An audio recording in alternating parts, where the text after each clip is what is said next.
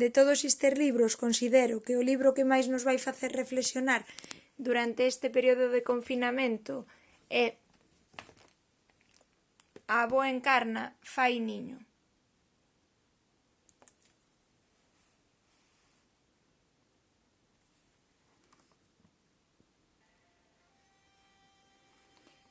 Encarna sempre fora coma un paxaro. Cando era nena pequena, brincaba como un pimpín polas laxes da eira. Pimpín, galopín, cando voes, ven a min, recitaba a nai desde a fiestra, mentres debullaba millo fresco para as galiñas. Cando foi nena máis grande, Encarna semellaba unha fermosa andoriña.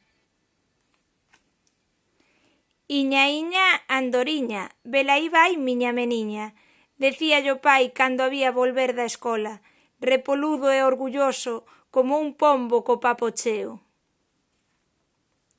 Logo Encarna medrou aínda máis e converteuse en Rula. Non sei se sabes que as rulas só se enamoran unha vez na vida e para sempre. Así namorou a Rula Encarna dun rapaz chamado Plácido, porque era doce como o vento maino.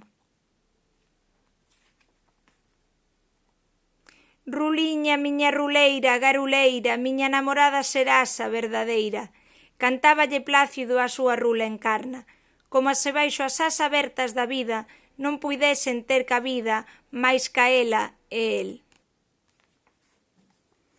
Pero aínda estaba todo por chegar. Unha vida chea de voz, un niño cheo de paxaros, moitas alegrías, algunha tristura, iso é a vida, ou non? Pasa nun sopro, pero, creme, a vida é o máis fermoso do mundo.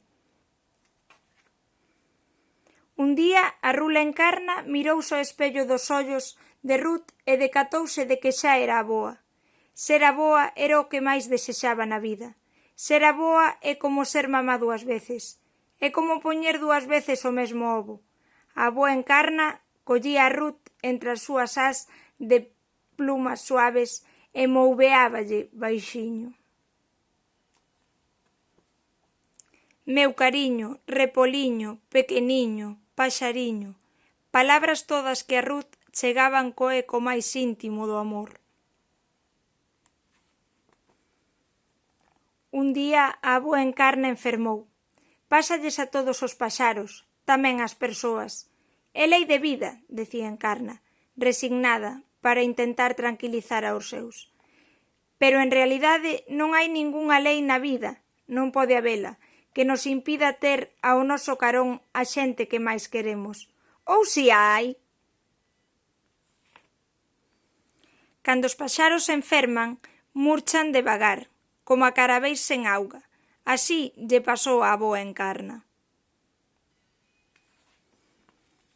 Metérona nun hospital branco e, pola fiestra, unha fiestra pequenísima pola que, así é todo, tiña a promesa de que o mundo seguía a existir fora, a avoa Encarna seguía querendo voar. Mira, Ruth, aquela árbore. Canto me gusta aquela árbore. Gustaríame facer un niño nunha ponla dela para vivir.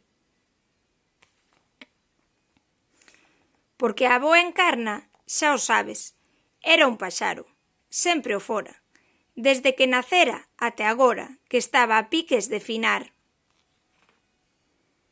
Finar é un camiño tan difícil como de nacer, pero doe máis.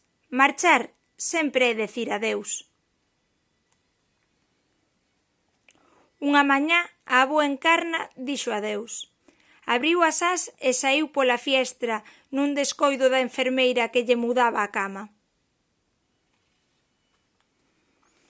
Chegou á árbore e empezou a facer un niño cómodo nela. Agora a avoa Encarna é unha merla guapa. Cando canta a merla, todos os da casa sabemos que a avoa Encarna regresou. Os que finaron nunca nos abandonan.